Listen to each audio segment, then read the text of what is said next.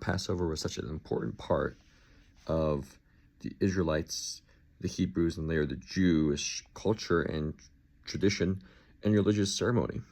It reminded them of when the angel of death passed over them because of the blood of the Lamb that was spilled and was on their doorposts.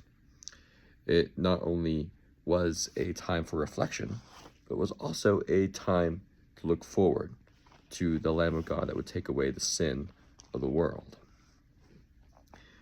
For the Israelites, as they just crossed over the Jordan, the new generation, they'd just been reconsecrated, circumcised to God, they needed to celebrate this Passover feast.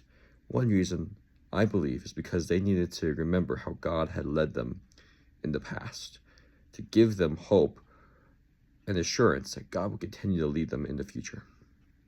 And it's very interesting. The Bible is often written in what's called a chiastic structure.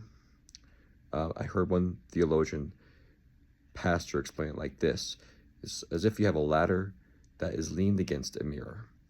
So you have this event on one rung, this event on the next rung, and then it kind of mirrors it going down on the other side. And that's how a lot of the Bible is written. So where the first generation had the Passover first and then crossed over the Red Sea, the second generation crossed over the Jordan and had the Passover next. There's a lot of similarities for how God is continuing to work. He works in the same ways, and often it just brings it to mind what God has done before, he will do for us. And what I really like is how the author of the lesson brings this out, that the marriage supper of the Lamb, we too will cross over a sea. It will be the sea of glass. It's described as being before the throne of God, and 144,000 are described as going before the throne. In order to do that, they have to cross over that sea of glass.